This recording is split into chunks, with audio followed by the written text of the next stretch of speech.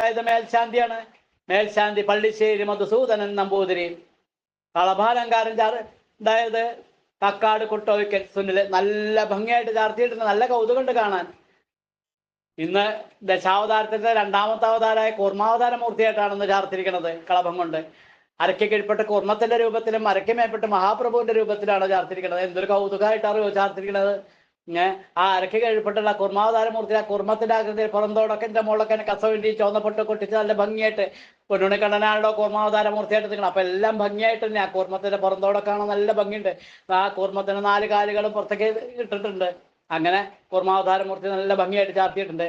അരയിൽ കിങ്ങിണി കാണാനുണ്ട്. കഴുത്തില് 5 ഗോപീതിലകങ്ങൾ കൊണ്ട് മാല ചാർത്തിയിട്ടുണ്ട്. കുട്ടൻ അങ്ങനെ പതിവ് 5 ഗോപീതിലകങ്ങൾ ഇങ്ങനെ വെച്ചത് അതിങ്ങനെ നെയ്വളക്കിന്റെ ശോഭന ഇങ്ങനെ തിളങ്ങുക. 5 ഗോപീതിലകങ്ങളും മാല പോലെ ഇങ്ങനെ നിൽക്കുകയാണ്. കഴുത്തിനോട് ചേർന്ന് വളയം പോലത്തെ മാല ചാർത്തിയിട്ടുണ്ട്. കൈവളകള് തോൾവളകളൊക്കെ ചാർത്തിയിട്ടുണ്ട്.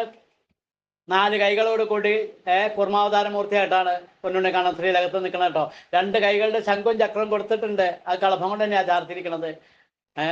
2 കൈകളുടെ വരദാന മുദ്രയും അഭയമുദ്രയാണ് കൊടുത്തിരിക്കുന്നത്. അതിന്റെ മുകളിൽ 2 കൈകൾ ശംഖും ചക്രവും, താഴത്ത് അഭയം വരദാനുമായിട്ടുള്ള മുദ്രകളോട് കൂടിയിട്ട് അങ്ങനെയാണ് മഹാപ്രഭുവിനെ ചാർത്തിരിക്കുന്നത് കേട്ടോ. നല്ല ഭംഗിയുണ്ട് കാണാൻ. ചെവിയിൽ ചെവിപ്പൂക്കള്, നെറ്റിമിൽ സ്വർണ്ണഗോപി, നല്ല മന്ദഹാസം. എല്ലാവരും അനുഗ്രഹിച്ചുകൊണ്ടാണ് പൊന്നുണ്ണി കണ്ണൻ നിൽക്കണത്. കൂർമാവതാര മൂർത്തിയായിട്ട് മഹാപ്രഭു നിൽക്കുന്നത് നാരായണൻ. അതുപോലെ പൊന്നിൻകിരീടം ചാർത്തിയിട്ടുണ്ട്. പൊന്നിൻകിരീടത്തിന് മുകളിൽ 2 തിരുമുടി മാലകളാണ് ചാർത്തിരിക്കുന്നത്. താമരയും തുളസിയും തെച്ചിയായിട്ടുള്ളതൊന്ന്, മറ്റത് വെളുത്ത പൂവും തുളസിയായിട്ടുള്ളതൊന്ന്. അങ്ങനെ 2 തിരുമുടി മാലകൾ ചാർത്തിയിട്ടുണ്ട്. അതുപോലെ കഴുത്തിന് നല്ല ഭംഗിയുള്ള 3 ഉണ്ടമാലകളാണ് ചാർത്തിരിക്കുന്നത്. 3 നല്ല ഭംഗിയുണ്ട് കേട്ടോ. ഒന്ന് വെളുത്ത പൂവും തെച്ചിപ്പൂവായിട്ടിരിക്കുന്ന നല്ല ഭംഗിയായിട്ടുള്ളതൊന്ന്, മറ്റത് താമരയും തുളസിയും തെച്ചിപ്പൂവായിട്ടുള്ളതൊന്ന്, മറ്റത് വനമാല തുളസി തെച്ചി മാത്രമായിട്ടൊന്ന്. അങ്ങനെ 3 ഉണ്ടമാലകളാണ് കഴുത്തിൽ ചാർത്തിരിക്കുന്നത്. എല്ലാം ആ പൊന്നുകൊണ്ടിരിക്കുന്ന ആ മഹാപ്രഭു നല്ല ചേർച്ച, നല്ല ഭംഗിയായിട്ടിരിക്കുന്നുണ്ട്. ആ 3 ഉണ്ടമാലകളുടെയും 2 തിരുമുടിമാലകളുടെയും നടുവില് നമ്മുടെ പൊന്നുണ്ണിക്കണ്ണൻ ഇന്ന് കൂർമാവതാര മൂർത്തിയായിട്ട് മഹാപ്രഭുവായിട്ടാണ് നിൽക്കുന്നത് നാരായണ.